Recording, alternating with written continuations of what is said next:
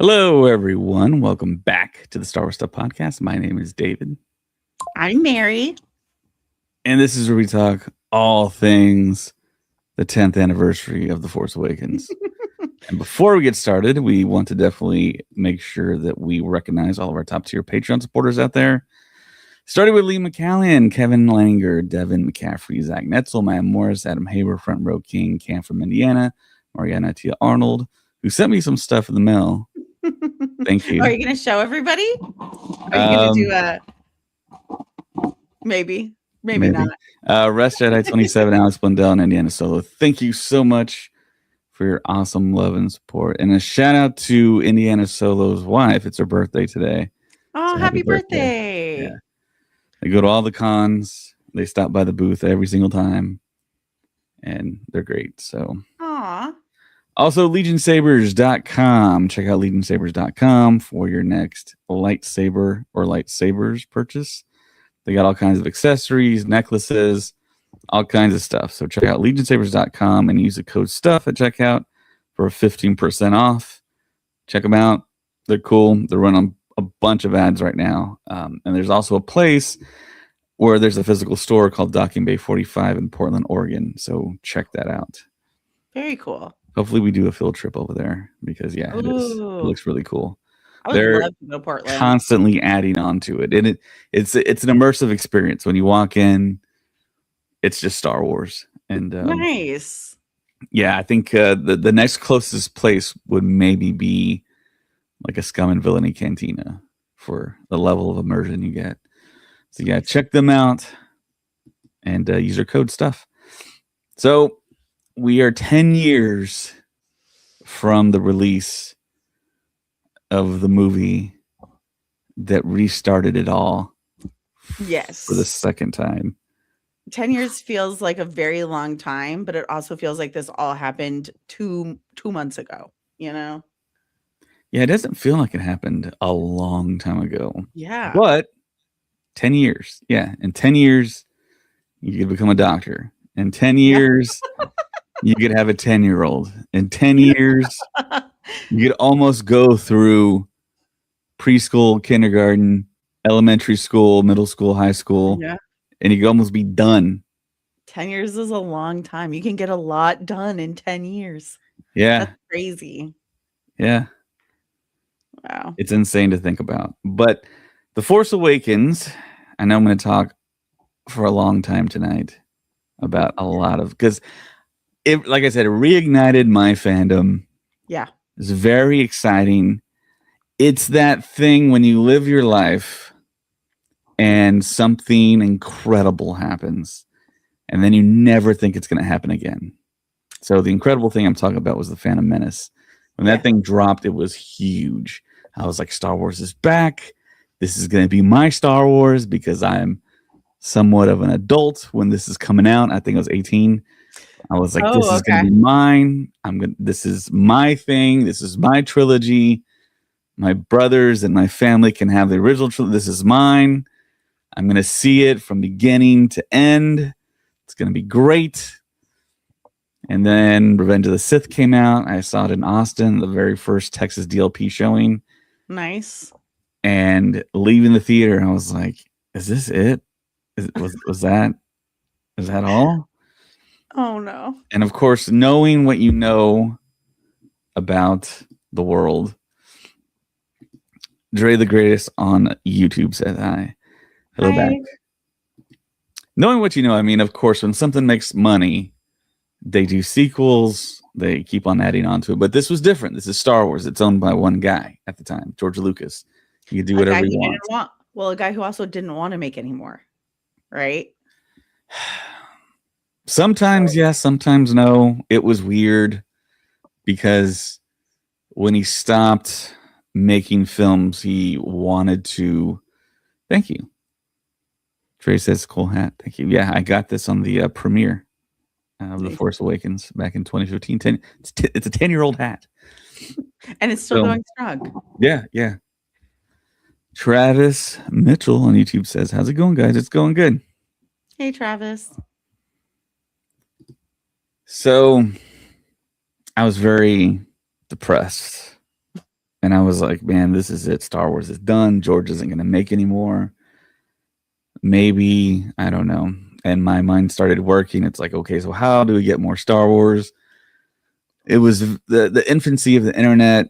No one was making Yeah. movies. Well, people weren't making movies the way they're making movies now. Right. Yeah. There wasn't this huge fan community that we knew about. I think the 501st did exist, but yeah, people did not have access, great access to video cameras. Of course, the technology wasn't as good as it is now. Everyone has a camera in their pocket. It's crazy to say that. Exactly. And that's why it's so easy now to connect and to create content and things like that around Star Wars and everything. Yeah. I remember when I was young, and if I wanted to be a part of the like community and stuff, I'd have to go to like comic book stores or join a club at school kind of thing. Dre the Greatest on YouTube says, you said that hat is 10, I'm 10. So you were born in 2015 when The Force Awakens came out. Okay. All right. So, like I said, depressed, driving home from Austin. How is more Star Wars going to happen? I was like, well, we went through a huge drought between Return of the Jedi and The Phantom Menace. And we're about to go through another huge drought. In my mind, I was thinking the only way we're going to get more Star Wars is if George Lucas leaves it to his kids and he maybe passes on and the kids want to do Star Wars. I was thinking that might be the only route. So I'm like, okay, well, on to other things. So in 2009, back in Austin, I went to a J.J. Abrams film, which was the 2009 version of Star Trek. He started that with Chris Pine and Zachary Quinto, Simon Pegg, Zoe Saldana, Anton Yelchin, and it was great. I couldn't believe how good the Star Trek movie was. And I was like, why was it so good? I know it was more fast-paced. Not until I bought the DVD at the time. There's no Blu-rays yet, right? Or were there Blu-rays? No, I can't remember anymore. I think that was the time of special edition DVDs. So I got the DVD, and the most simplistic way to compare Star Trek to Star Wars was, and they said it on the special features, Star Trek is like classical music and Star Wars is rock and roll. And I was like, oh my God, that's like the best analogy. And JJ was like, I'm not a Star Trek fan. I'm a Star Wars fan. I basically infused Star Wars into Star Trek. And his producers were huge Star Trek fans. So they kind of guided him. And I was like, this guy has to direct Star Wars. And then, of course, the acquisition happened. Disney somehow convinced George Lucas to sell. And I think George Lucas's mindset was, hey, look, I'm not getting any younger. He did write outlines for 7, 8, 9. But he sold it. He sold it outright, straight up for $4.8 billion or whatever it was. And he gave all that money away. He was already a billionaire. He didn't need the money, apparently. But the interesting thing that nobody talks about is that George Lucas is the person right after Steve Jobs' wife and how much stock he actually owns. I'm not sure if he got the stock from the sell. I don't think he did he? Did he just buy those shares straight up? I don't know, but that was what I assumed. That's what I assumed when I heard that he got the shares, because before that, never heard about it. But also people are like, yeah, he just resold it to himself. So he might have had the shares beforehand, or he might have gotten it during the sale. Right. So this happened October 30th, 2012, right before Halloween. Which is odd. And my buddy Dan, he was the one that at work at my day job, he sent me a message. He's like, hey, Disney just bought Star Wars. And I was like, no way. Then it was true. Bob Iger was sitting there with George Lucas at a desk. George Lucas was signing away Star Wars to Disney.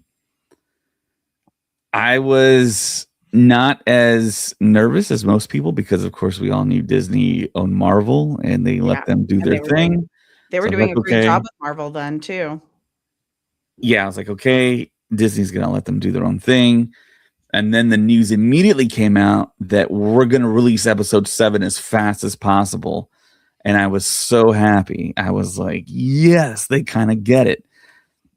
And then Kathleen Kennedy was named the president. And I remember her saying, we're going to make movies for the fans. And I was like, what does that really mean? But as long as they please the fans, I guess I'm good with that, because that's a lot.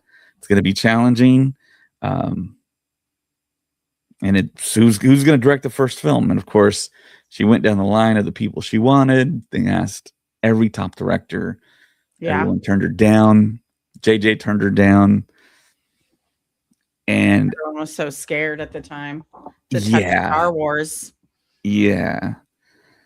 And there was a lunch that JJ and Kathleen had, and she was able to convince JJ to jump on as director. JJ was about to leave Hollywood for a little while, go on like a big vacation with his family. But JJ was such a huge Star Wars fan that he was like, I can't be in a cinema and watch episode 7 and someone else directs it, and I had the chance to direct it. So he's like, I couldn't pass that opportunity up. So I was happy because Star Trek just happened. He was great. He did a fantastic job. So he was a big name at the time too. Like, he was the guy. Yeah. Yeah. Really, really good. I was a big fan of Lost as well, even though he really didn't have much to do with Lost other than the pilot. I loved Lost. Mm-hmm. I loved all of it from beginning to end. I know a lot of people don't like the ending, but I really enjoyed all of Lost. So, yeah. So once I knew a lot of information, of course, people started speculating about, okay, how is this story going to work? How many years after Return of the Jedi is it going to be? Who's going to be cast? Are there going to be no names? Is Luke, Han, and Leia going to show back up? And I remember watching this one video. I think it was on the Screen Junkies, I think. And it was Hal Rudnick and another guy. And they were going back and forth what they thought episode 7 was going to be. And not Hal, but the other guy was like, I know exactly what I want. It has to be this. And he's like, okay, shoot. He's like, okay, you have Luke Skywalker, you have Han Solo, and you have Leia in the Falcon going on a big adventure. And Hal just started laughing because, of course, they were older. Yeah. And I was like, I didn't really think of that, but okay. Well, I know Craig also, that was a big thing for him. That's the scene he really wanted too. So I think a lot of original trilogy people were just really hoping for that moment, for that reuniting of all three. Yeah, so, which we never got. We never got. But we did get those actors in the movie. Yes. Technically. We got a lot of Han. It was essentially a movie dealing with Han Solo and his parentage or his parenthood. Lack thereof. Yeah. But the more I thought about it, the more I was like, maybe that would work. And of course, I knew Mark Hamill hadn't done hardly any acting in forever. When I was a little kid and I saw the original trilogy on VHS, I remember asking my brothers and my dad, I was like, what else is Mark Hamill in? We've seen all these other movies. He never shows up. Where is he? Where'd he go? And of course, there's no internet. Nobody knew. Yeah. And then, of course, when I watched Batman, the animated series when I was a kid, Joker. I didn't even know he was the Joker for years. Really? No, I didn't know. I didn't read the credits. Once the credits hit, I just flipped the channel. No, I knew. I remember watching that one, and I remember reading the credits and stuff, because I think Bobby's World was right after and stuff. So I would sit there and watch the credits and everything. And I remember reading his name, and I remember turning to my cousin and be like, Luke Skywalker's the Joker? What the? Yeah. So I remember realizing and knowing that as a kid and stuff, thinking that was the coolest. Yeah. Adam says on YouTube, I love Star Wars Stuff podcast. Okay, bye. Adam. So we kind of learned, I think, at the end of 2013 or was it 2014? I think 2014. So I'm trying to. I think the very first time that we saw, the faces of Poe, Finn, and Rey were on these Topps trading cards. I think that was the very first time, and it was basically snippets from the trailer that we got later on. And we talk about on the podcast all the time. I love that Black Friday experience that year of 2014. They said we're releasing a trailer. You can go to the theater and see it, or you can just watch it on the internet, which was great. It was very transparent of Lucasfilm to do that. We all loved it. We all got all hyped. I wish they would have kept on doing that. They didn't, but I liked the cast. I liked their picks. I knew John Boyega from Attack the Block. Daisy Ridley was a newcomer. I knew Oscar Isaac from different things. I knew he could act. And then they started talking about, and I think it was the black and white picture as well. Kind of showed us who was in there. You saw the backs of some people, but you saw Adam Driver, Oscar Isaac, Mark Hamill, Anthony Daniels, Andy Serkis. Yeah. And you saw R2 in the corner. JJ, Lawrence Kasdan, who was coming back, who was the writer of The Empire Strikes Back. And of course, everyone loves that movie. Everyone was all for that. Yeah. And it basically took over my life. And the anticipation of that film, it took over my life. I think it maybe took over my life more than The Phantom Menace did. Whoa. That's a big statement. But nobody puts R2 in the corner. And then Sapporo, Zach. It's Zach in Japan. Hey, you guys, in the best sloth voice. And Mary Oli Hernandez says hi on YouTube. Hi. I'm always waiting for Mary to say, "Oh, I know that person." No, not so far. No one. Yeah. Well, so, no, I mean Adam. I know Adam. Yeah. So yeah, The Force Awakens took over my life. Everyone that's listening, it really reignited my fandom because it was dormant somewhat. I was still a fan of Star Wars. I was still Star Warsing it up there. But the fact that we're getting these movies again, the fact that we're getting episodic films, I was just entranced with the whole situation. I was like, if this is as good as what that Star Trek movie was, it's gonna it's gonna reignite Star Wars for everybody. Yeah. Star Wars is gonna rule the world once again. Do you feel like Force Awakens did that though? I think it definitely did for a lot of people. Yeah. The thing for me though, the difference between 2015 and 1998, I did have the internet. I would wake up early to go to high school, to go to the computer lab, to jump on the T1 line, to go to the force.net and whatever else had news for the prequels. Not as interactive, but I could read stuff. I could find out stuff. I didn't go as deep as I think I probably could have gone, but I had very limited time. I didn't have the internet at my house. But later on, you find out, okay, well, there was a big rumor on the net about maybe Kenneth Branagh being Obi-Wan Kenobi. I remember that. And then the script leaking on Ain't It Cool News, which is right up the road from me in Austin. I see the owner, Harry Knowles, all the time when I go to like screenings and stuff. Cool. But luckily I didn't read it for The Phantom Menace. The Force Awakens, however, oh no, I think I actually knew everything. No. I think did it ruin it for you? Well, see, here's the thing. I'll get to that part. I listened to every podcast. I read every article. I made friends on social media left and right some friends that said that they had access and information, some that was true, some that was not true, some people that had a little bit of access and then they kind of disappeared. Made a ton of friends on social media.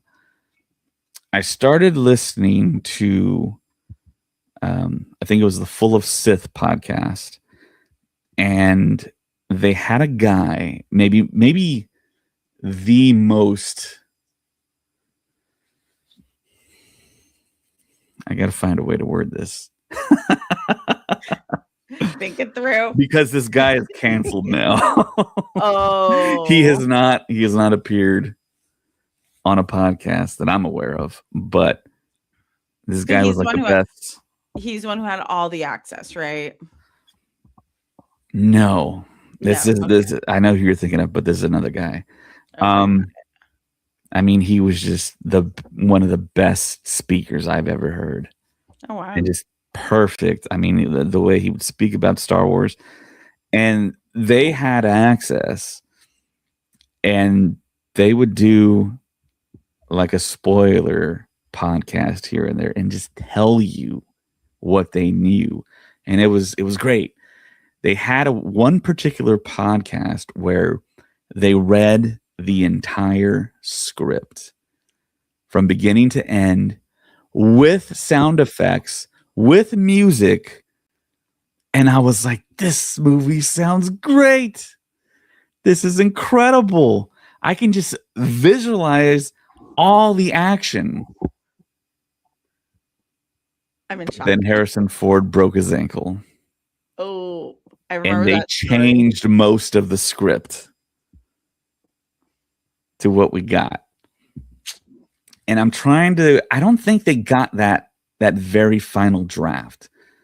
If Harrison Ford wouldn't have broken his ankle, The Force Awakens would have been a totally different movie. It would have been more action-packed. It probably would have been more costly, even though it did cost a lot.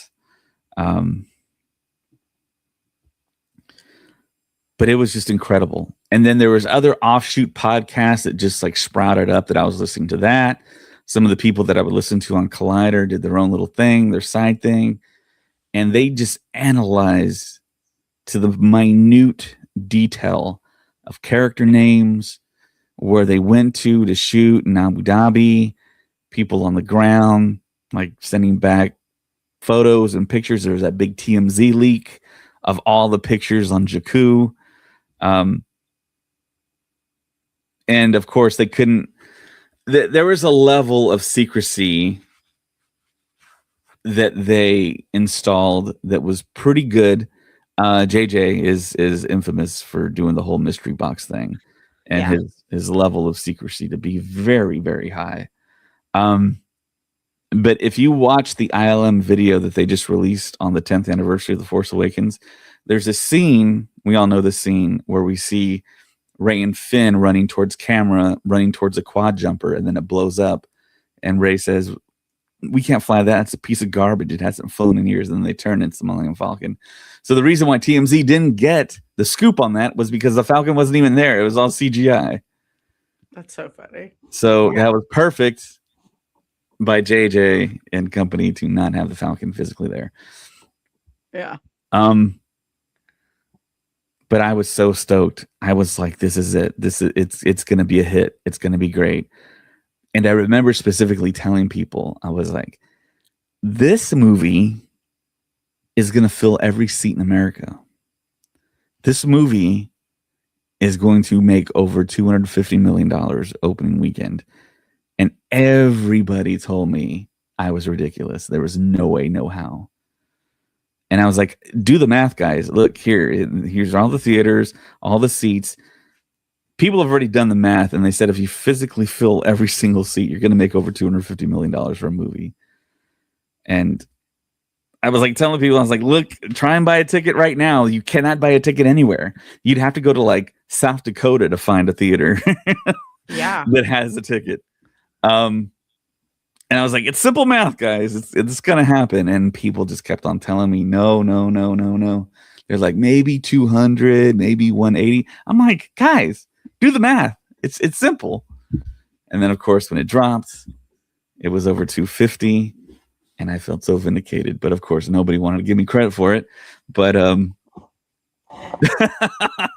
we're gonna give you credit for it right now, David. All right, full credit. Full credit. And yeah, it was. I mean, leading up that whole year was hijacked by Star Wars for me. 2015. Right. That's all I thought about was The Force Awakens. And I guess the name has grown on me. I didn't like the name at the time. Somebody created, yeah. I thought it was great. I remember hearing The Force Awakens. I was like, how that it just describes it perfectly. Like, it's been dormant for so long. We are in this biggest drought ever, and it's being reawakened. So I thought the name was like so fitting. To me, I thought the name was going to have more to do with the story. Like there was going to be an actual awakening of the Force in people. And that's how we were going to get to Rey having the Force and kind of the rules changing a bit. You know? I see what you're saying. Yeah. I thought there was going to be like, oh my gosh, all these people just all of a sudden, like the Force was like correcting the galaxy by like giving people powers, maybe at random, maybe on purpose.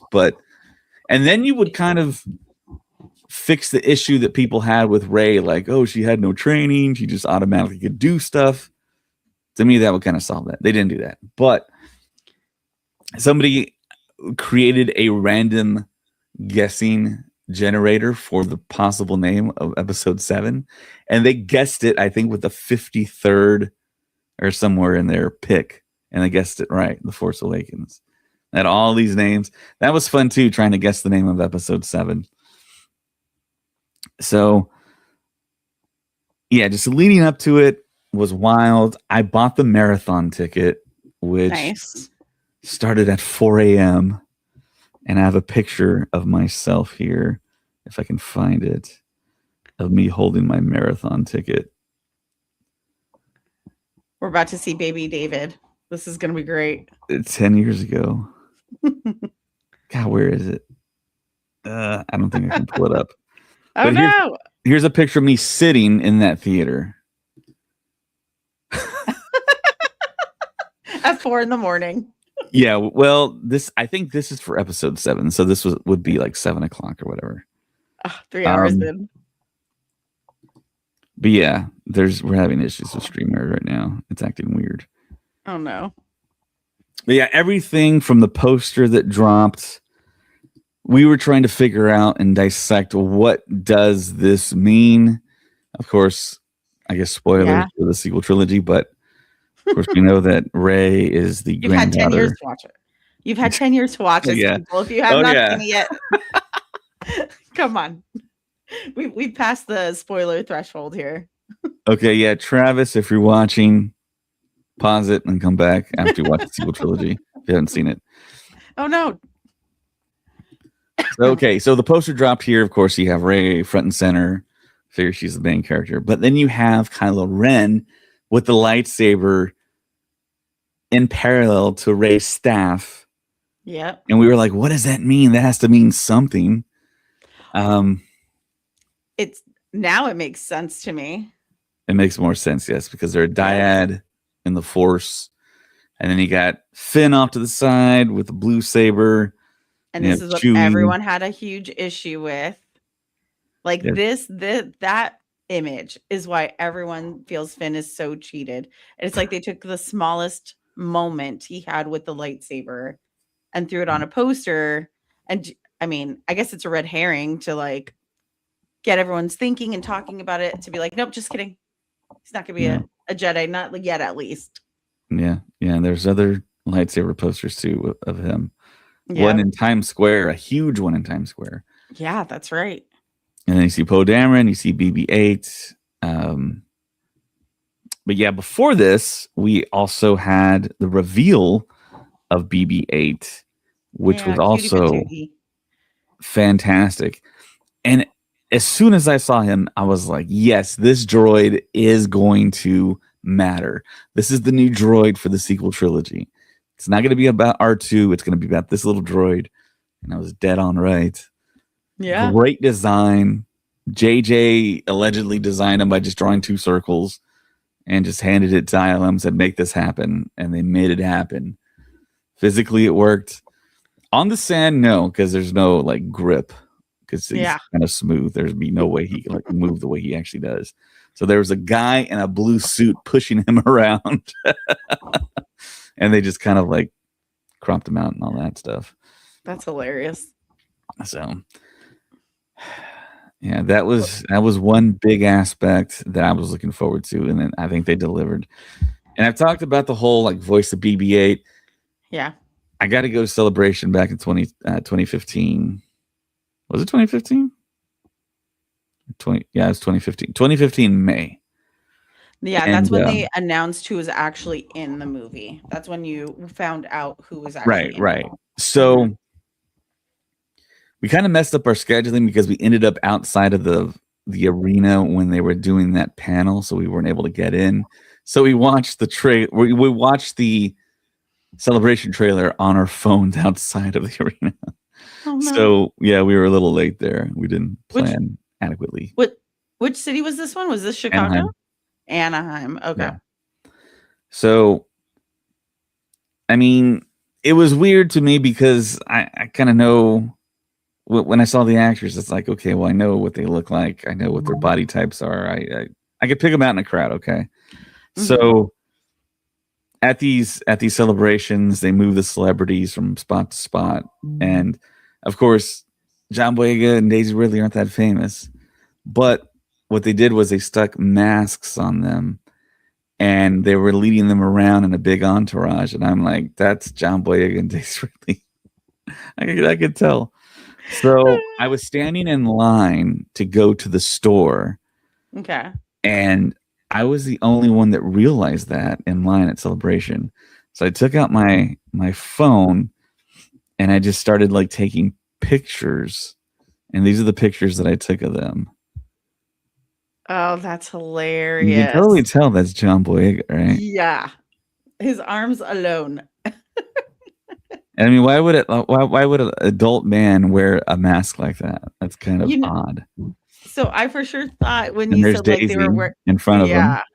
When I thought you said they were wearing masks, I thought they were wearing like full helmets, and stuff. Like they actually gave them like real helmets. It's literal mask, plastic mask. That's hilarious. So Daisy saw me taking photos, and she turned to me and did this.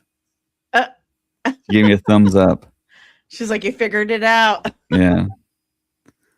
Maybe she gave me a thumbs up because I wasn't bothering her. Oh, maybe. Because I was in line 2, in a very long line, and I didn't want to get out.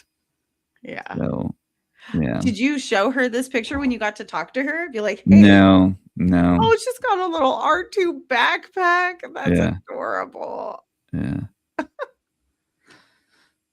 Yeah, and of course, another great aspect was the fact that we got brand new design stormtroopers. Yeah. And the cool thing was the 501st were given the kits for the Force Awakens stormtroopers. So they had to construct them. They had to basically build them. And they were told, okay, if we send you these, you have to be able to come to Anaheim to Celebration so you can stand on stage and be like the guard for the cast. Because that's what they did. One of the guys was walking around and I took a picture with him right here. Oh, very cool. Yeah. That was the other great aspect, the new Stormtrooper. I loved it. A bunch of people did criticize it, though, for saying that it looked like a duck. So if you look kind of close at the helmet. The black connects. Yeah. Because the way the black connects, like Disney. And they're like Donald Duck. But no, I like the design. The design totally works for me. I do too. And I also got to meet Andy. This was before. Who? Andy Serkis? No, Andy Gutierrez from the Star Wars show. Just kidding. Yeah, I've met Andy Serkis, but not in 2015. So yeah, I took a picture with her. I got to talk to her for a very long time. The host of the Star Wars show. It's very cool, very nice. When you could actually talk to him, I think in 2019, there was no way he'd get close to him because they were too big by that point. But yeah, It was really cool to talk to her. Um, and yeah, that celebration was incredible. My very first celebration, I told my buddy Carl, I was like, we got to go, man. We've seen these celebrations happen and we haven't tried to go. So I think the tickets went on sale in April. Mm-hmm. And we waited all the way till October to buy our tickets, and they still No had way. tickets. That's unheard of now. There's And I no was way. telling my buddy, I was like, "Hey, look, this Star Wars is back. It might never not do this again. They just might be making movies in perpetuity here. So we probably want to go to this because this is kind of like what happened with the Phantom Menace." Yeah. And we went. It was cool. We did as much stuff as we could. We went to as many panels as we could. We didn't get to go to the main one, but everything else. Watching Dennis Mirren do a PowerPoint presentation on the battle scenes in Return of the Jedi was just a core memory for me because it felt like I was at my day job, but we weren't talking technology. We were talking about Star Wars, and it was Dennis freaking Mirren like doing the presentation. And I was just like telling myself, I was like, how is this even possible? This is insane. I never thought in my wildest dreams that Dennis Mirren would lead like a PowerPoint in front of me. That's amazing. Yeah, it was ridiculous. He's a great speaker too. He just kills it. And then of course the Battlefront panel that happened. I went to that. I got a T-shirt. And I gave it to my wife because it was like extra medium or whatever. And she wore it. I think I have a picture here. For some reason, Streamer is just messing up here. I'm trying to bring up stuff.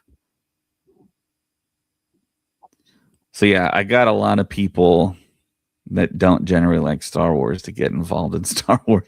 Everyone in my orbit was like, okay, yeah, we're going to go see Star Wars with you. And I'm like, okay, cool. That's great. They were going to see it anyways, but I mean, they weren't as big of a fan as I was. But yeah, they got to be excited with you. Yeah, well, I mean, they were excited, but they weren't like me. Yeah. So I took my buddy, and we went to the marathon. Started at 4 a.m. My buddy was like, "Hey, I'll just get a hotel down the street. If we need to leave and like sleep or something, we could just do that." And then we can wake up, come back, because we've already seen most of these films on the big screen. So we did that. We left when the Phantom Menace ended. We slept through, I know people are going to hate me for this, but we slept through 2 and slept through Revenge of the Sith because I'm not the biggest fan of that movie. And then when we got back, we were towards the end of A New Hope, and we watched that, Empire, Return of the Jedi, and then 7 o'clock came around, and we were ready for The Force Awakens. And here's some pictures of us. So that's my buddy Sam. And I told you, Mary, and he's wearing the jacket I bought, actually, this Force Awakens. We bought in the lobby. I think I have a picture of all this stuff in the lobby. So if you look right there, they had all those boxes, and they were selling all that stuff, all those. The hat, you can see that I'm wearing. And all the sweaters there, that front box on the table. So this was before I had a podcast. I didn't have a podcast till 2018. Hadn't met James yet. Haven't met anyone yet. But if you look closely at this picture, Mary, who do you see in the background? I have no clue. I see an older gentleman. I see a guy next to him. Who's the guy next to him? Is that Ted? That's Ted. No way. Ted sat behind us. And it's a lot like the story that we tell about James. James was there with us in 2017, but we never met. And I took a picture of the crowd, and he was in the picture. Same thing with Ted. Ted sat behind us in the marathon. We never met. We didn't meet then. I didn't meet Ted until this decade. I want to say 2023. Wow. 2022, maybe. I don't know. But yeah, he's back there. And I showed that. I was like, holy crap. That's amazing. That's true. No, I was like, what? When you were talking about this earlier, you're like, you're going to be shocked. I am shocked. Yeah. I am shocked that it happened twice. That's a very shocking situation. It just shows you guys were all meant to be in each other's lives. The universe is like, hey, that guy is sitting in front of you. Be friends. Yeah, I guess. And of course, we get to no issues in that theater until we get to episode 7. The projector shuts down, the lights come up, going all night, and yeah, and we're like, what's going on here? I was like, I have IMAX tickets after this to watch it in IMAX. So everyone's like, what do we do? Someone contacted management. They came out and they're like, everything's good. We just have to, there's an issue with the projector, but we're fixing it. It's going to be good. And then like 10 minutes pass. And then we're still like, what's going to happen with this? What, like, are we going to like get a refund? And everyone else is going to see the movie. And then we're just going to wait till 10 o'clock. I'd be so livid. I'd be so livid. So yeah, I took pictures of the crowd, and I think this is what this is. So everyone started walking around up and down the aisle just waiting. It's just a random picture of people walking around. That's what this is. I don't know why it looks all smoky, but yeah, that's that. And people were just like starting to get really kind of anxious and nervous, and the manager comes out again and he goes, oh, hey, we're going to try and get Disney on the phone.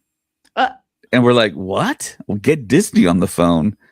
Like, we're still having an issue with the projector, but we think we're about to solve it. So just hang tight.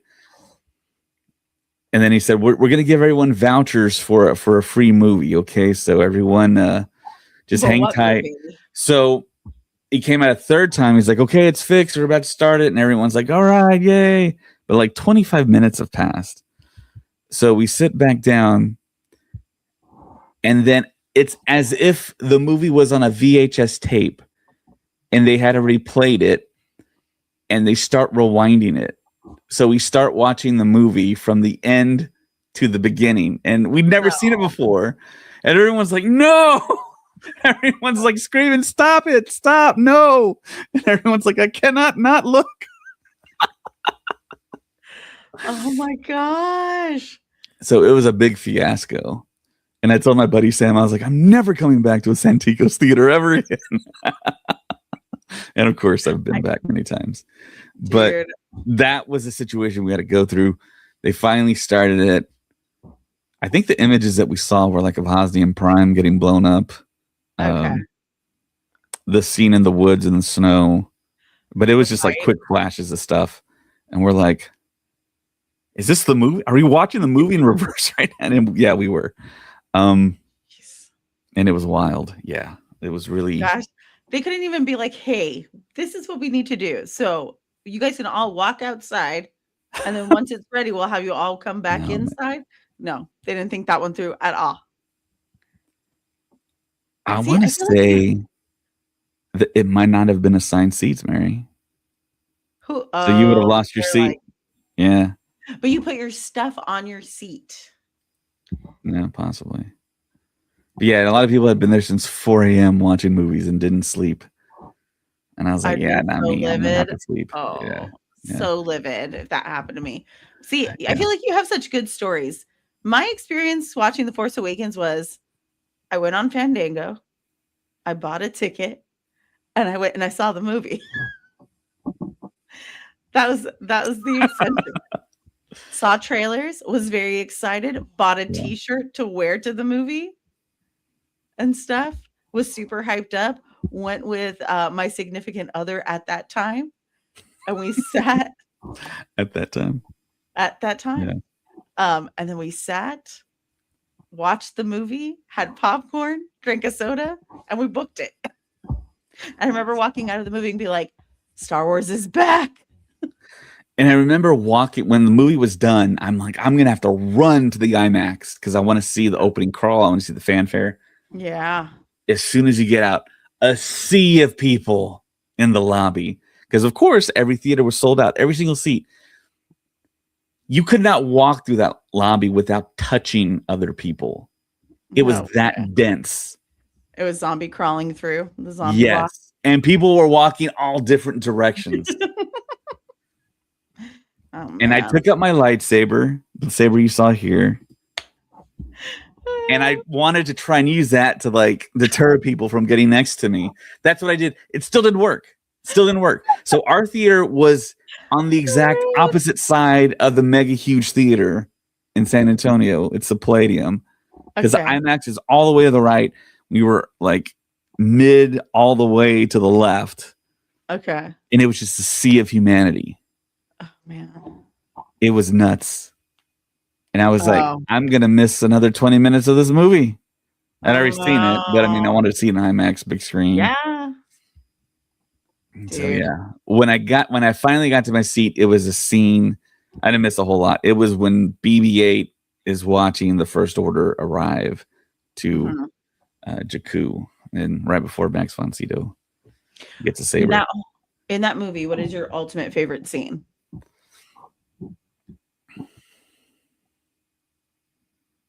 My ultimate favorite scene. It's probably when I want to say I love the whole discovery of the Falcon for the audience, jumping in there, flying it with the TIE fighters. Yeah. And then the BB-8 interaction. Like that whole sequence, it was like, wow, we're back. Because not up until that point, the only nostalgic thing that we had seen was maybe the X-Wing, Poe's X-Wing that got blown up. Yeah. Because everything else, there was we saw the AT-AT on its side where Rey lived, but it just didn't have that pop that the Falcon did. When we saw the Falcon on the screen, everybody cheered and clapped. So yeah, I think it was that, and then followed closely by the lightsaber duels between Rey, Finn, and Kylo. That's my second favorite as well. I think so funny enough, my favorite parts of that movie have nothing to do with nostalgia. My favorite parts are like when Finn sees BB-8 on Jakku and he's wearing Poe's jacket and he wants to go help Rey, and then he realizes she doesn't need any help, and then he's kind of following them around, and then BB-8 sees him wearing the jacket, and then Rey just goes straight up to him just to basically like attack him and be like, where'd you get that jacket from? My friend said it's his friend's jacket and stuff. Yeah. That's probably my favorite scene, because that's where you realize like Rey, she's a character of her own. She's not a damsel in distress. She is going to be a main point character, and she's going to be a total cool person. Right. I was going to pick another word that was not appropriate for the podcast. Yeah, I figured she was Luke. She was the new Luke. Yeah. And with that staff, I think a lot of people thought this, because that staff, at certain portions of it, it looks like a lightsaber hilt. Yeah. And she was a scavenger. We thought she maybe found the lightsaber. And then, of course, people started saying, it looks like Darth Plagueis' staff. Yeah. Well, so I think if you look at her lightsaber, her legacy lightsaber, it has cloth tied through it on like different parts of it. Mm-hmm. And I think that's the same cloth that's on her staff. I'm like 85% sure.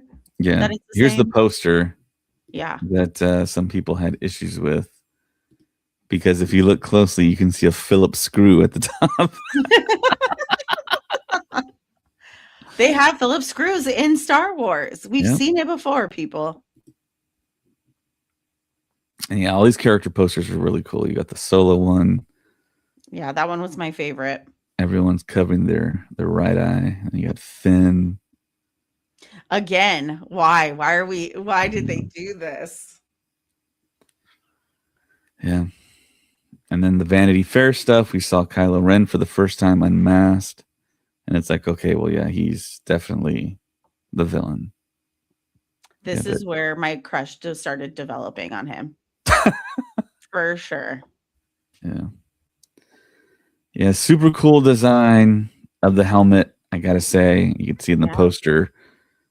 I still to this day don't think there's any type of documentary or explanation of how they designed this helmet.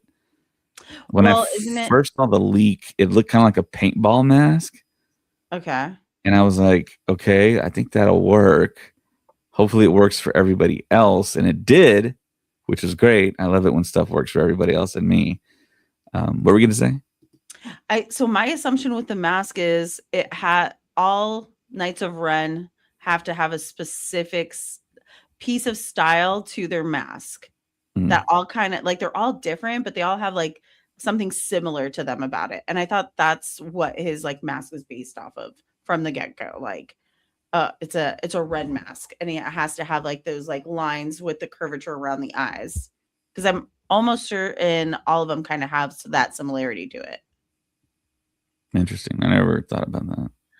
Is that that's what I gathered from multiple like source places and like images that come together to make sense, but I don't think anyone's ever made that statement. Yeah, that was another big element too. The Knights of Ren. People thought that they were going to have a lot to do in the film, and we get one little flashback scene or vision scene when Rey touches the saber. Yeah, so underutilized. Yeah, and you just kind of see them as a group with Kylo in the middle, the only guy with a lightsaber. So yeah, it is strange. The other unique thing, when you look at all the trilogies, how they were released, the first trilogy you have one blade, the second trilogy you have a double blade, and the third trilogy you have the blade with the crossguard. So there's 3 blades on that saber. I thought that was kind of interesting, and the fact that the blade was unstable on Kylo's saber, that was a really cool touch. Then you find out his like crystal is cracked in his blade or in his hilt, and that's why it performs the way it does. The way it and then he has Vader's helmet that was recovered from the pyres in Return of the Jedi. So yeah, they hit a lot of really good notes in The Force Awakens. And just seeing the movie overall, I thought it was good. It was a hit. It was the largest grossing film, box office wise, domestically of all time. It was number 1 for a little while until I think Avatar. Yeah. Was it Avatar? No, that came before. The first Avatar was before. What was the movie that came? How long ago was Way of Water after? I guess the way it was, I'm trying to think about box office. I think the number 1 opening, Avatar opened very like mundane, like it was like 80 million or something. But The Force Awakens was like 250 plus. And yeah, just huge box office success. One of the biggest films of all time. I was happy 2 billion in the box office. Yeah, it was. I think there's only 9 films that have achieved 2 billion, and it's one of them. So yeah, I was delighted. I was happy. I was like, okay, Star Wars is back. We're back in business. And then slowly but surely, all the critics started coming out like, oh, this is just a rehash of A New Hope. And I was like, let me think about that. And I'm like, well, okay, I kind of see it. And then the first line of the film is, "This will begin to make things right." And I just like looked at my buddy. I'm like, that's a dig on the prequels. 100%. Because at the time, the prequels weren't as beloved as they are now. This generation that just loves the prequels, they were 10 years younger. So if you think about it, if the 25-year-olds, they were 15 back then. They didn't have the voice they do now. They didn't have the money they do now. And yeah, JJ is kind of admittedly like, I don't like the prequels. I just like the original trilogy. So you saw really kind of that come through in this movie. So they really played it safe. And I was like, okay, I mean, that's fine. I mean, yeah, play it safe for this trilogy. And then the next thing after that you can go ballistic. You can go do whatever you want to do. But have this trilogy be stable. And of course, you know what happened with the second film of the trilogy. Where's Craig? Craig's in the comments. Craig, where are you? And I mean, if you were to tell me there's no way that there's going to be a ultra controversial episode 8, I'd be like, no way, no how. There has to be, you know. I don't think there has to be. No, yeah. But we're not talking about that. We're talking about episode 7, Mary. Let's keep it positive here. I am keeping it positive. I'm 100% keeping it positive. There has to be some kind of hiccup somewhere along the road so that they can have a redemption. So yeah, like I said, I took my buddies, I took my family. I think this is a picture. So there's my wife in the middle. She's wearing the Battlefront shirt, and there's my kids with lightsabers. Very cute. And we're all happy at the Alamo Draft House, and it was great. And I took my daughter to our local theater, and she wanted to see it again because she liked Rey. Aw. She was really into Rey, and she was Rey for Halloween. Aw. And we made a BB-8 pumpkin.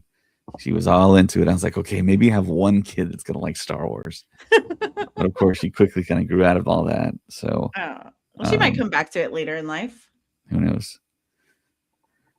But yeah, they don't like any of the shows. Do they like The Mandalorian?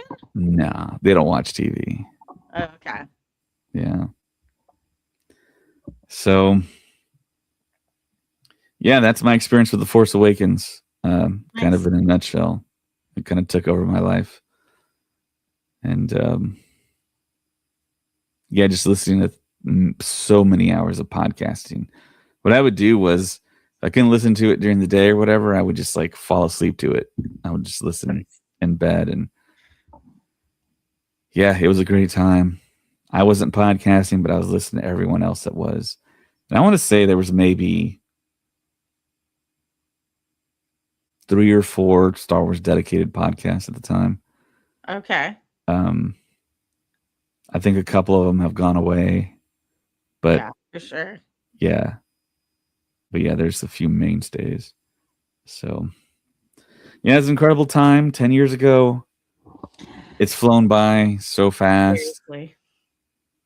And Force Friday. I went to Target in New Braunfels. That's where I eventually met James for the Last Jedi Force Friday. There were so many people. There was like so many. I want to say like early 20s crowd up in there buying stuff. And it was like a big party, you know? I mean, people were waiting in line. The lines were going in and out the aisles, and I love it. So many people there.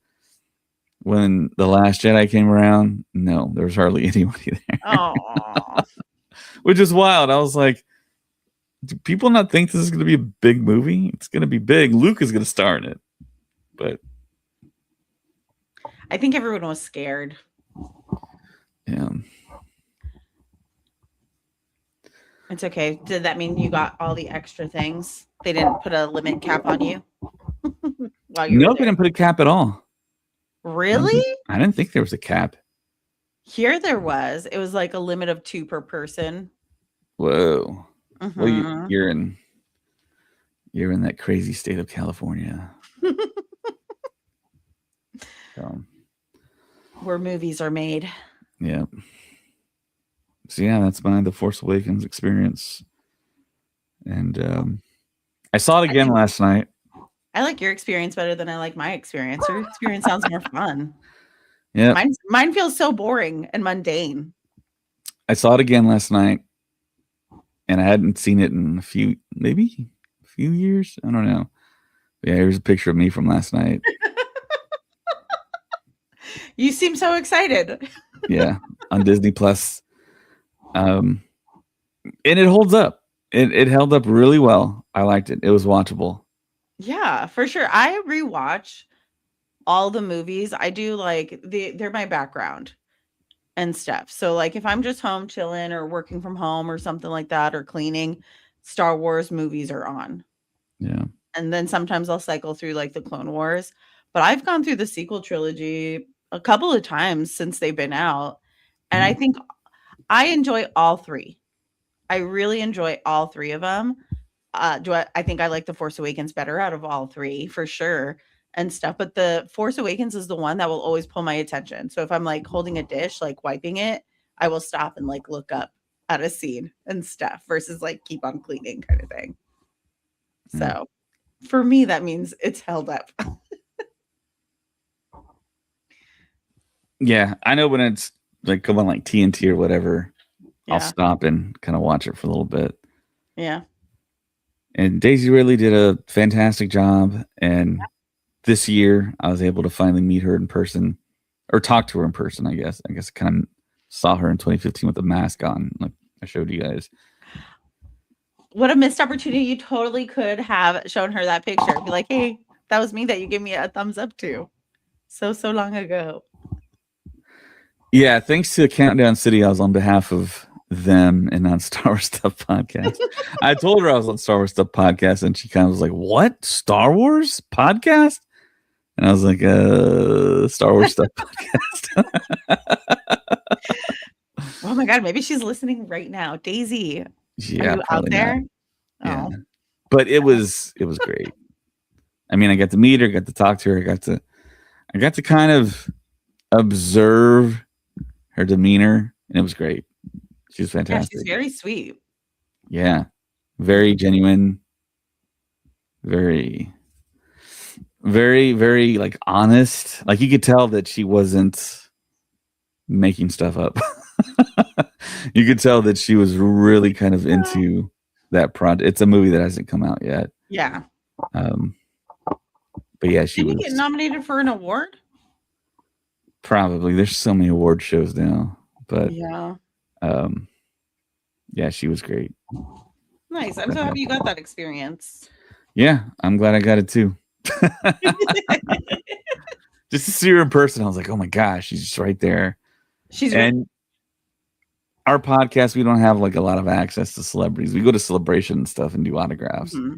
But I mean, just to be that close to her and be like, man, it was almost 10 years, you know? Yeah. She's grown up a lot. Yeah. But she also, I feel like she's grown a lot, but her face hasn't really changed. No, yeah. Yeah. She hasn't really aged. Yeah. I want to know her skin routine. It's working, dude. Yeah. Should we do Force Awakens trivia? We haven't done trivia in a while. Sure. Yeah. Let's do some Force Awakens. Maybe we should read some of the comments here. Oh, I know. A bunch of them. And we appreciate when you guys leave comments and stuff too. So. Yeah. Yeah, for sure. Going through here. So Dre the Greatest says, I'm sorry, but I never watched Star Wars. Whoa. Well, there's a whole list of them for you to watch. And then they say my favorite character is Darth Vader.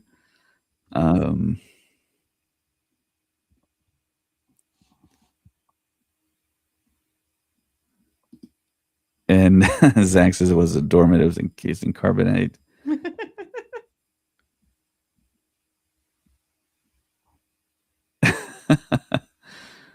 I'm going through all these comments here. Huh. Yeah, Travis says the sequels were the first trilogy I was alive to see in its entirety in the theaters. Man, I'm feeling old right now.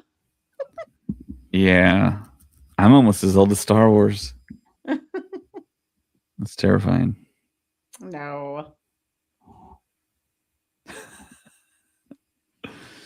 Travis says, man, someone farting during my screen of Rogue One doesn't sound so bad, man.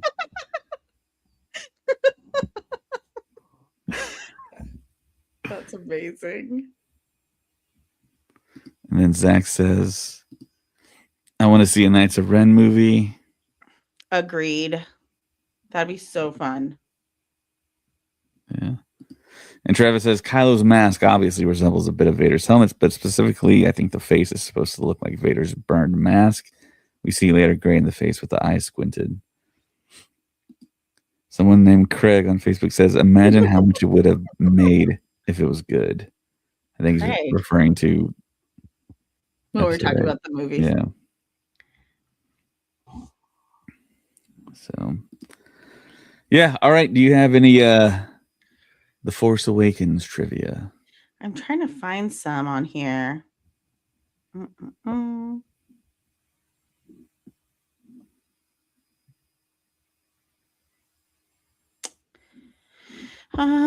It's all stuff like we literally just talked about too. It's like who is the director of The Force Awakens? What? Jeez. I think it was JJ.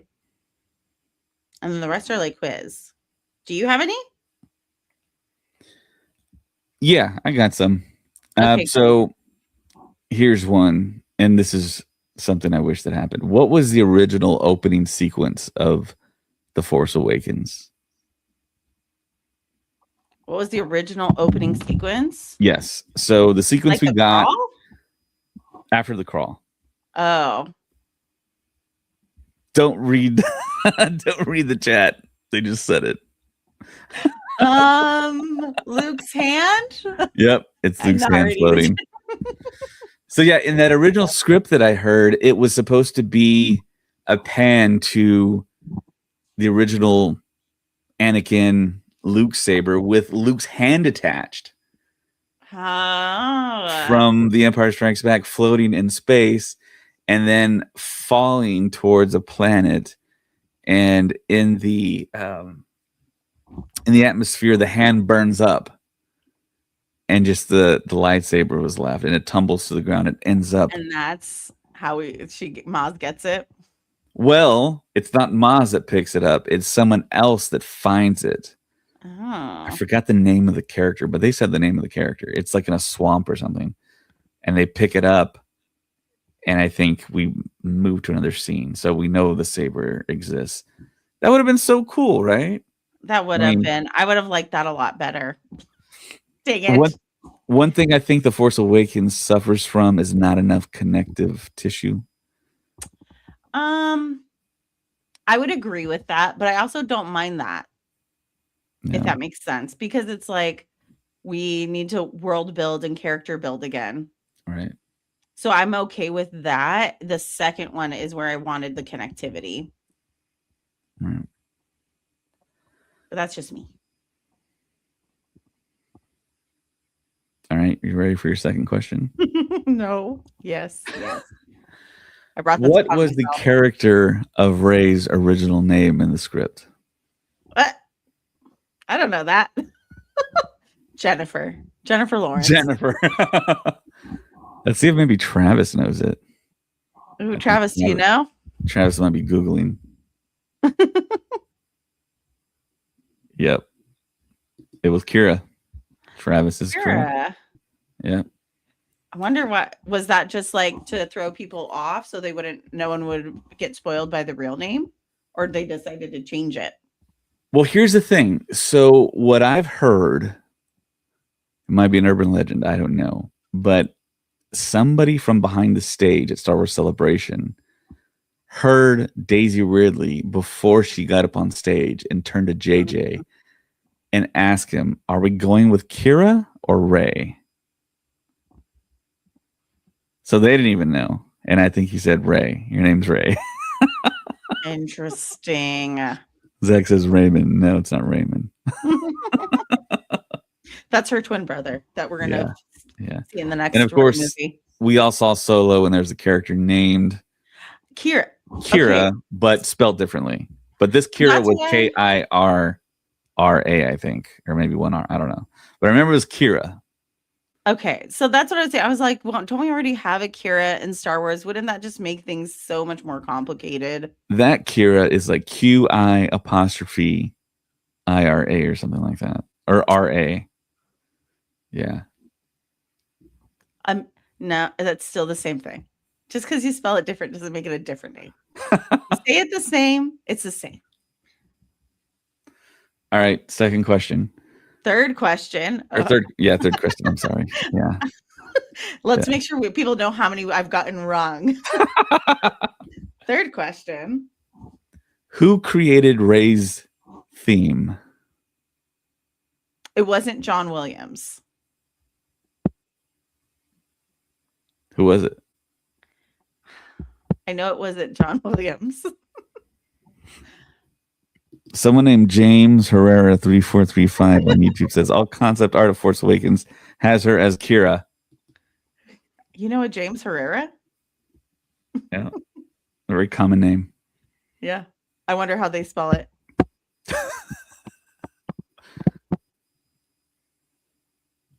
Williams' son? No. Yes? Lin-Manuel. Don't know this one. No, it's not Lin-Manuel. Okay, so everyone's kind of like confusing me here. I'm gonna have to Google this one. I think I know the answer, but you can't ask a question you don't know the answer to, David. Someone has to know. Well, everyone's not saying the right answer, and that's kind of confusing to me. Okay, I was correct. Yeah, race theme, the iconic musical Liet motif for the character Rey in Star Wars: The Force Awakens was created and composed by the legendary film composer John Williams. Stop. So it was a little bit of a trick question. How dare you? How dare you? Because I know he didn't do all of them. And I thought for sure Rey was one of the ones he didn't do. I'm pretty sure he did all of them. Okay. James is the one that was always harping on that. He was like, yeah, John Williams created Rey's theme. And he's like, he doesn't want anyone else to write for her. Yeah, James is right. He did all of them. Okay.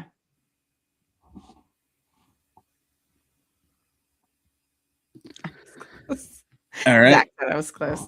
All right, next question. Who was a returning pilot from The Return of the Jedi that was also a pilot in The Force Awakens? No. Let's see who gets it first in the chat. Yeah.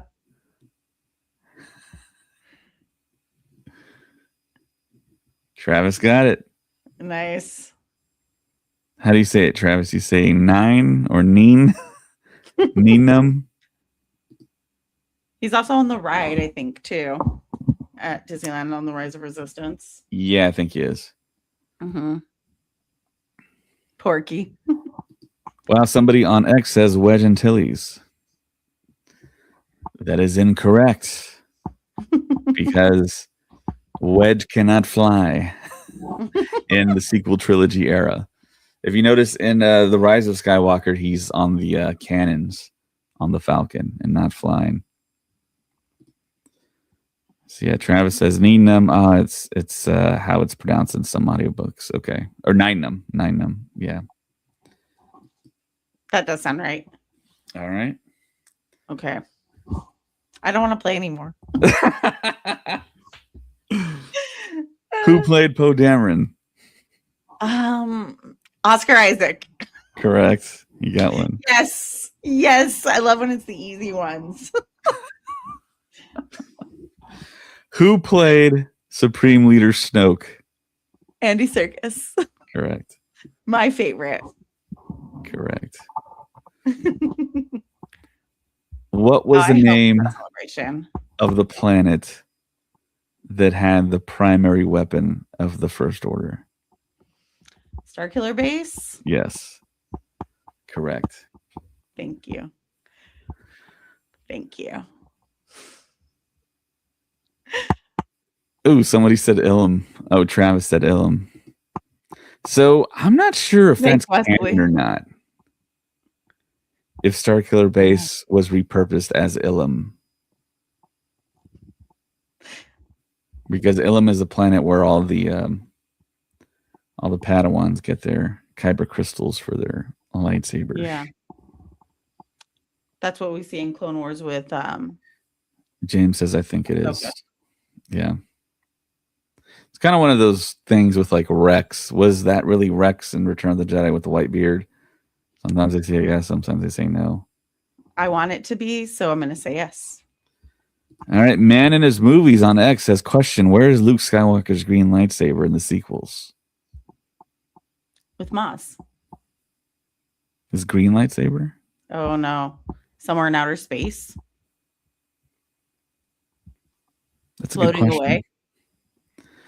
So, well, I want to say I'm replaying back Return of the Jedi in my head when Luke is pulling Vader towards the shuttle. I want to say the saber is dangling off his belt. Yeah. And of course, yeah, you said he threw it away. He tossed the saber like he tossed the saber in The Last Jedi. Yep. But I think, yeah, he recovered it. He still has it. And of course, we see it in The Mandalorian. Yep. Season 2. So it's not floating in space. So it's with Luke. I think that's the answer. Luke has it. But hold on. He says in the sequels. No. There actually might be a comic book answer to this. Let's Google this. Okay, yeah. I found this new invention called Google. James said he lost it in the fire. What fire? Well, James says it's in The Last Jedi. Zach says that's a story for another time. James says, guys, the flashback of Last Jedi, he had it. So yeah, it's with Luke. Craig says, doesn't Luke have it when he's about to kill Ben? That's the only thing that Craig remembers. Oh my god. I love that. I love this. I love when our friends are on the podcast. All right. So anyone have a really good trivia question in chat? I know we have a lot of people watching us right now. Any good The Force Awakens trivia question that maybe we can get stumped by?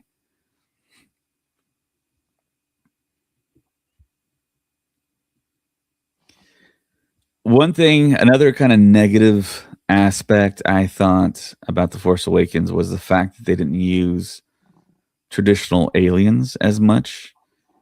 Like we didn't see very many from the original Cantina sequence. We didn't see like any Rhodians at all, I don't think. Any like Trandoshans, any no. We got a lot of new aliens for sure. Yeah, even the droids actually changed a little bit. Yeah. I think they learned their lesson from that because I feel ever since the sequel trilogy, we've been getting nothing but like fanfare of all these old ones. Even in the new Mando Grogu, we're getting a lot. So James asks, what character was Luke modeled after in the early scripts of The Force Awakens?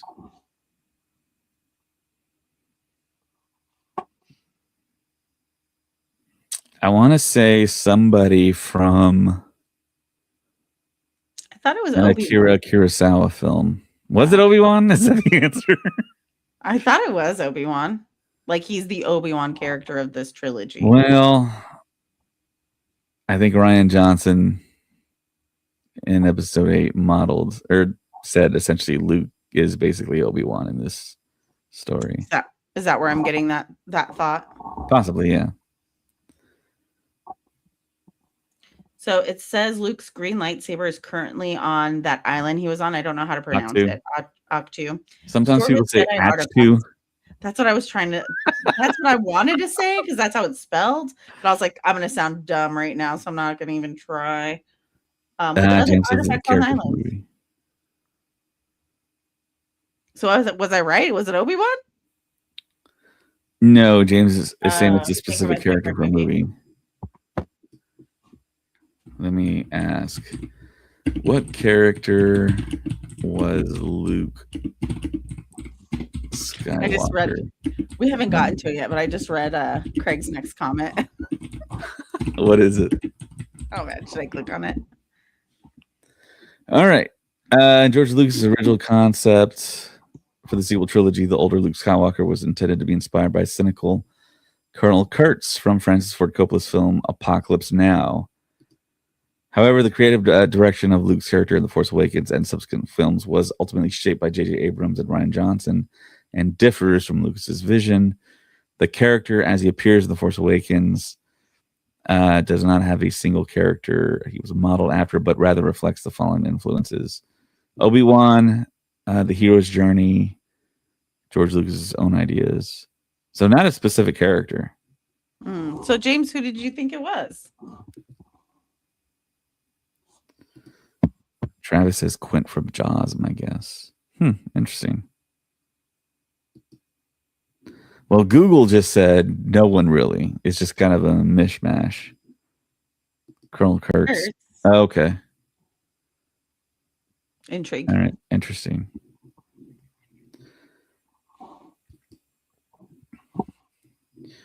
All right.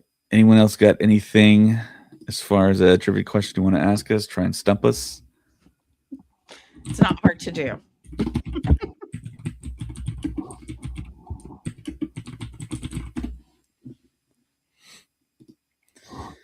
And if you go to StarWars.com, actually, you can find a trivia quiz there too.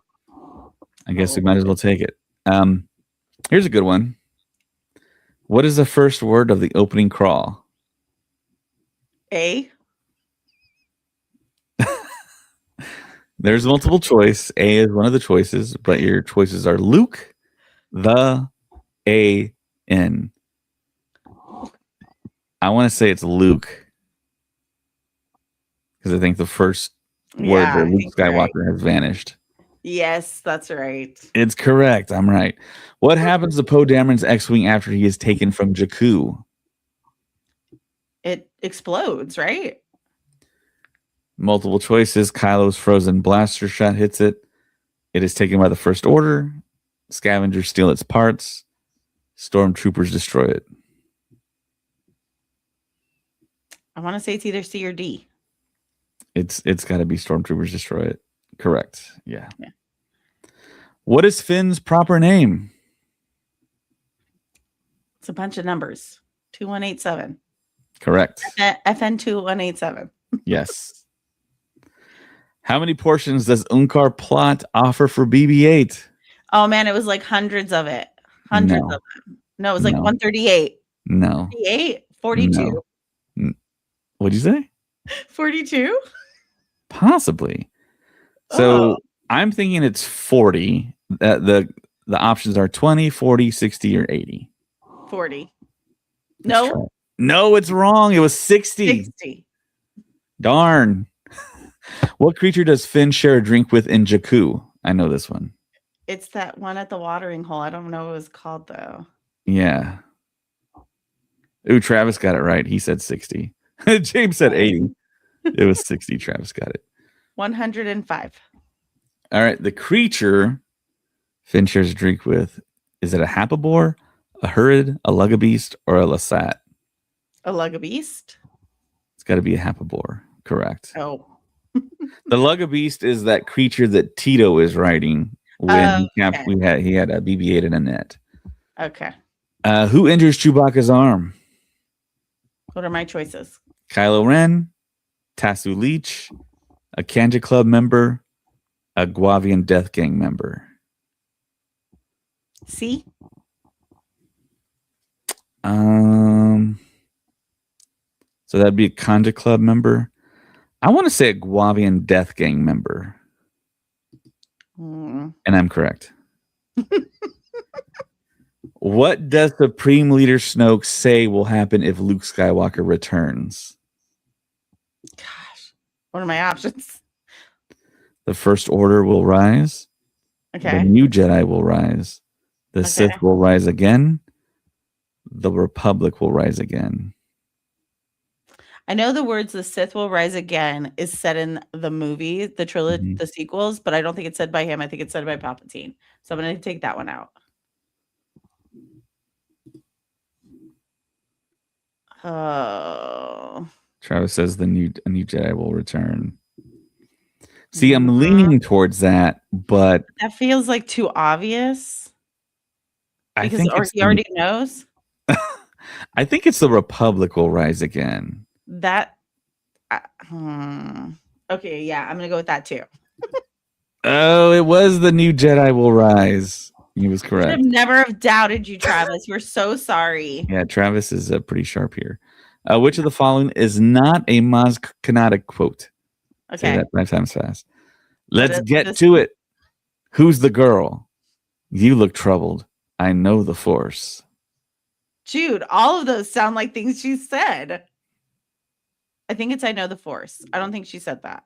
All right. What's chat saying? Let's get to it. Maybe. No, I feel like she says that right before when she's like dragging him around. After she goes, "Where's that Wookiee?" All right. We're going with. See, I think you look troubled. I agree with Travis. You look troubled. Well, Travis hasn't steered us wrong yet, so.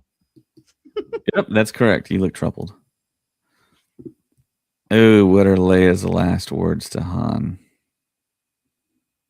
Go get our son. Okay, well, the options are I love you. Nope. Get home safe. No. Bring him home. That's it. I'll wait for you. Well, bring him home. Correct. Yes. Yes. Which Look at us, Travis. We're doing it. All right. Yeah, Travis got it. Which Resistance pilot does not survive the assault on Starkiller Base? Who are my options? Nine Numb. No, he survives because he's on the ride. Elo Asti. Snap Wexley. Or Jess Pava? I'm going to...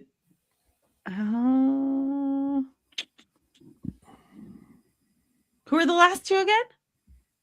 Snap Wexley or Jess Pava? Snap Wexley. Snap Wexley dies in the Rise of Skywalker. Dang it. So it's either Elo Asti or Jess Pava. I'm going to say Elo Asti. Not Snap. Yeah, the chat's moving quick now. Yeah. Travis says Elo Asti. Correct. That's the answer. Nice. After the Beastie Boys album, we talked about this. We talked about this. Yeah. All right. It says you got 8 of 10 correct. I think that justifies us having a podcast about Star Wars. Yeah. If it was any lower than that, forget it. I'm a perennial B student. There you go. Is there a picture? Can you? Oh, it probably won't let you show it, huh? Let me try and bring it up here. I'll try it. All right, I'll share my screen, do the quiz. Bam.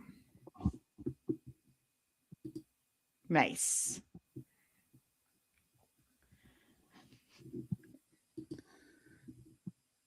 Alrighty.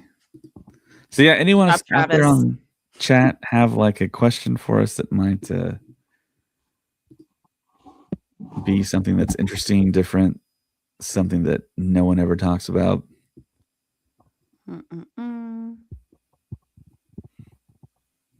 James, this is your chance to ask us sequel questions. This is his chance. I'm not sure if he's still watching. We're talking to James over here.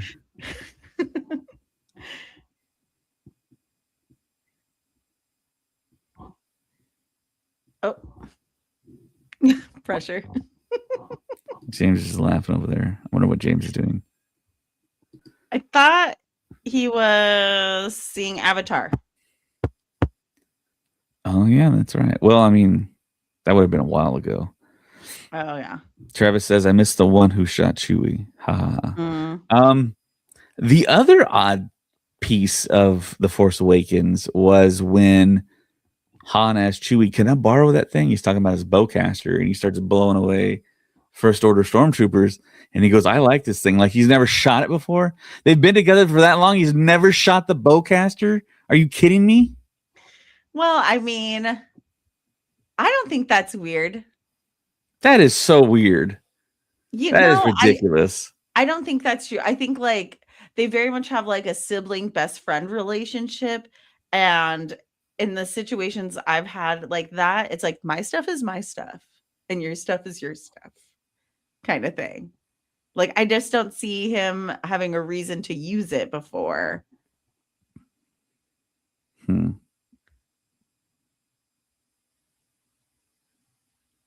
Or maybe he was just like making a joke about it.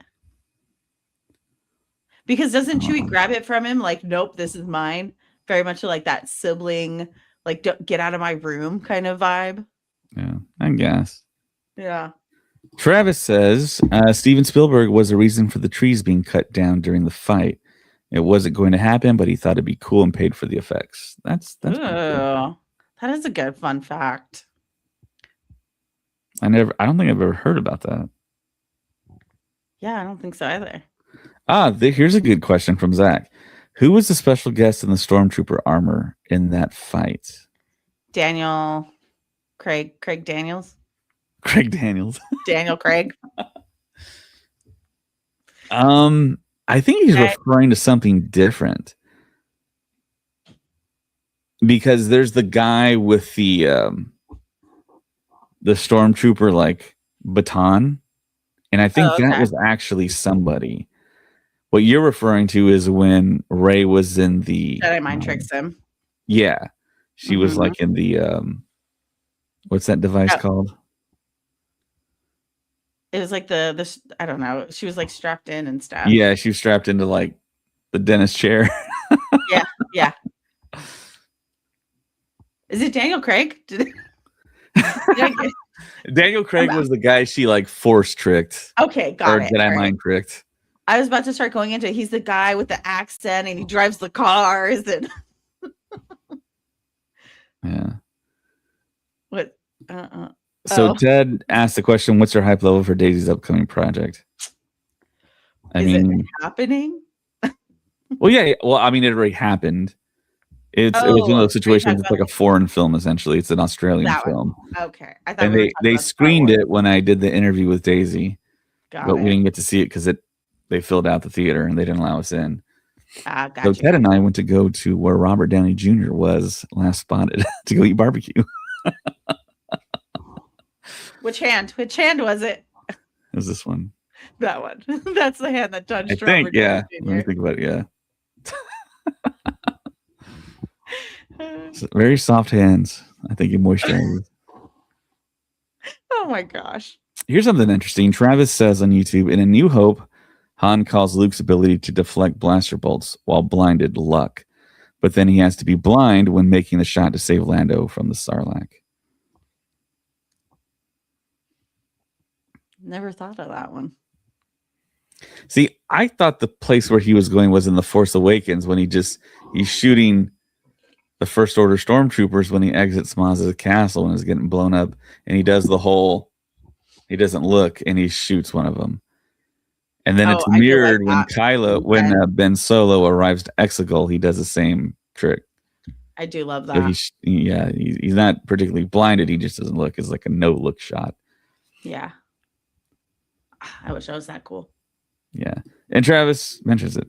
Then in Force Awakens, when leaving Maz Castle, he shoots the stormtroopers before shooting one behind his back without looking.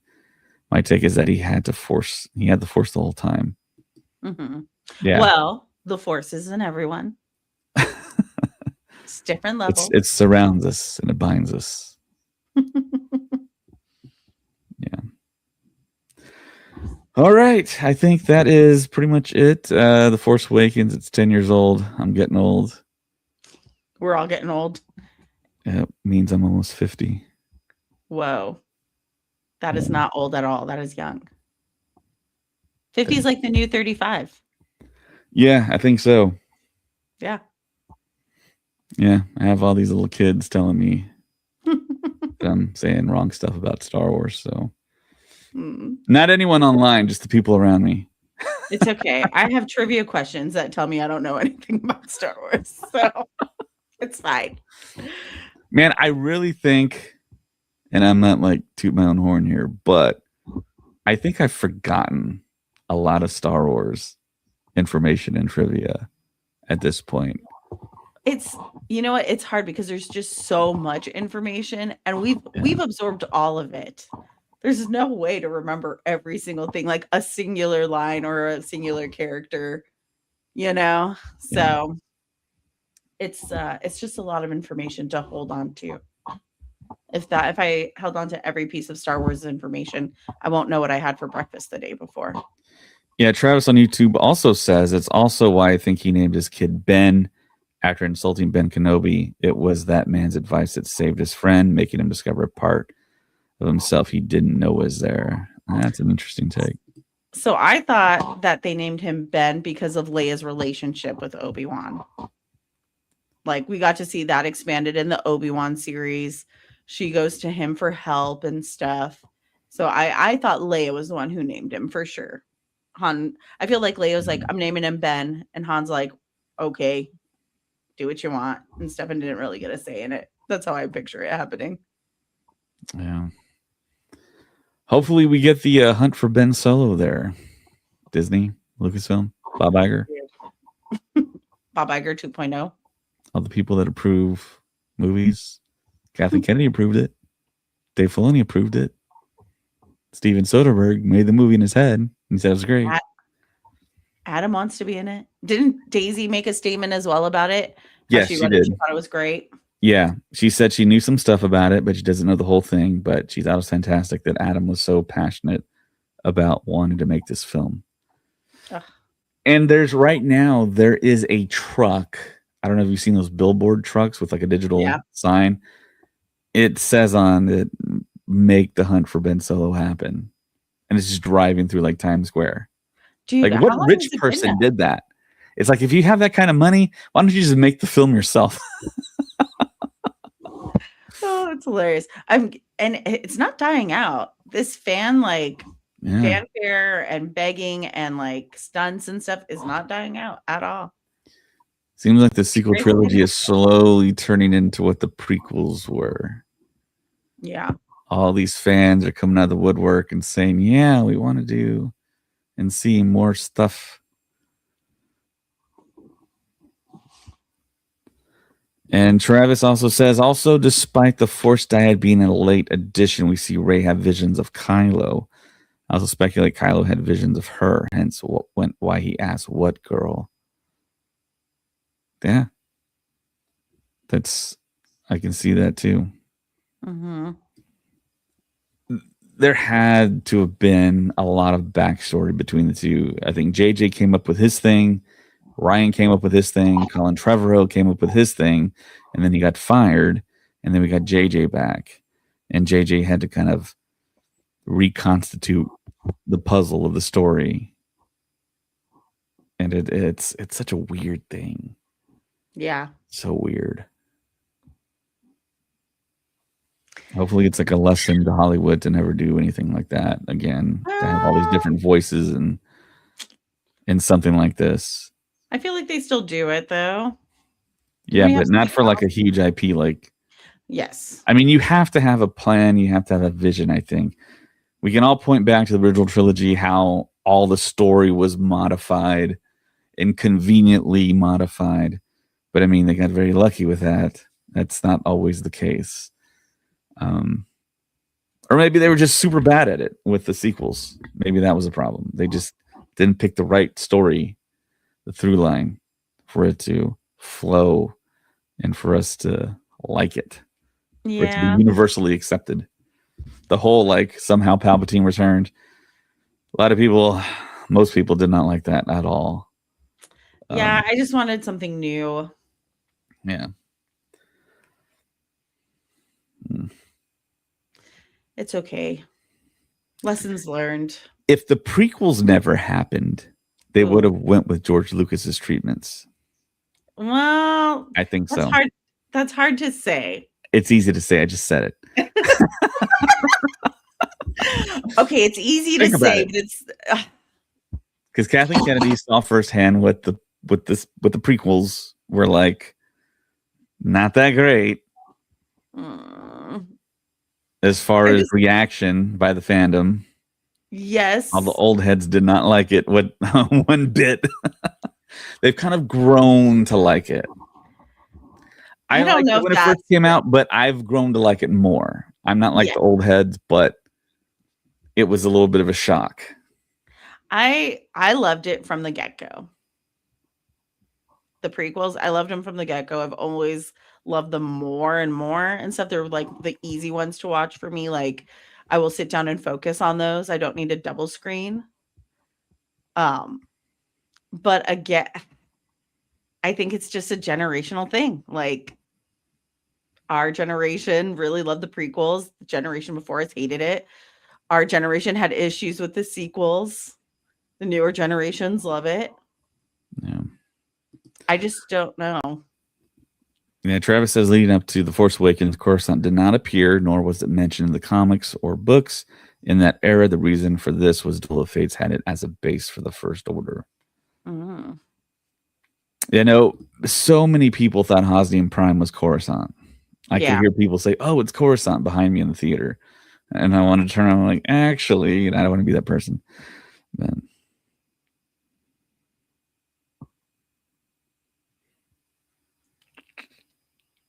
yeah. Zach asks, Mary, is her name written in Star Wars characters on your wall? Up there? Yeah. No, it's all Peter Pan characters. Huh. Interesting. Yeah. So it starts with Tiger Lily and then Peter and then a mermaid and then Hook and Tink and stuff. So it's all Peter Pan characters to spell out my name. That's my ultimate favorite Disney animation growing up and stuff. Nice. So yeah. So if you follow me on social medias, that's where my social media name handle comes from.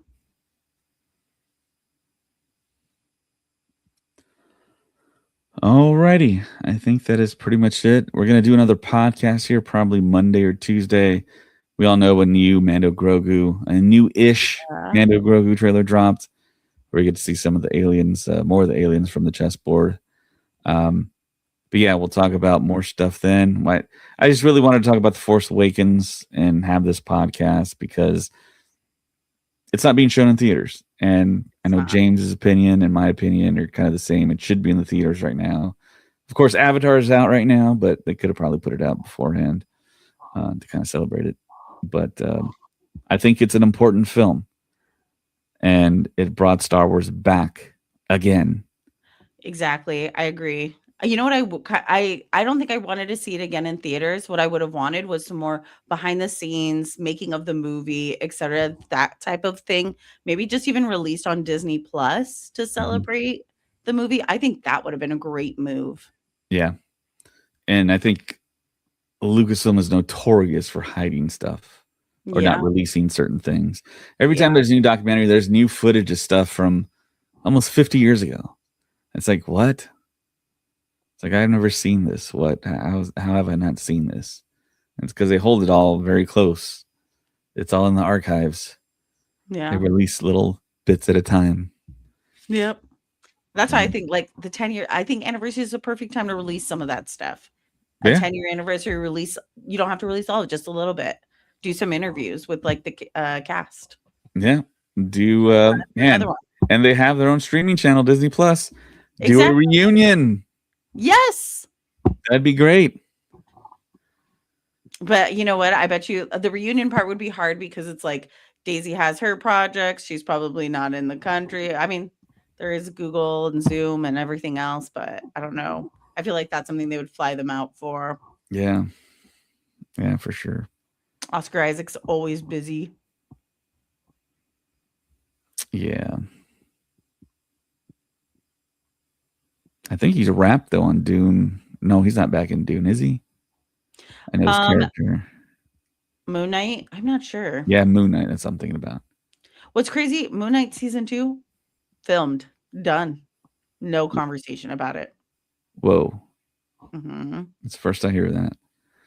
Yeah, because they were in Egypt, in Cairo for a few months after Moon Knight was released. Filming season 2. Cool. All right. Well, that's all I got. Do you have anything else to add, Mary? Happy Force Awakens anniversary. All right. Go see Avatar. Go see Avatar. Go watch the Mando Grogu trailer. Go watch the Mando Grogu trailer. Go to the movies, people. Get some popcorn. Have a soda. Enjoy things in IMAX. It's all super worth it. And then this way we get more movies. Awesome. Travis says, great stream, guys. Yeah, great input in the chat there, Travis. Thank you so much. You really added a lot to this podcast. So, all right, from Mary, my name's David. May the Force be with you. Always. This is the way. I knew that's the one you were going to go with.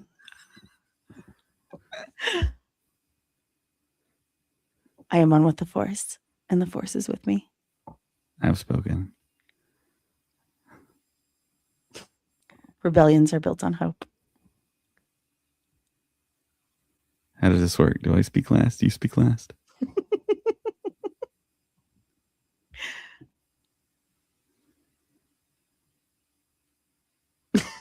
I speak last. Yeah.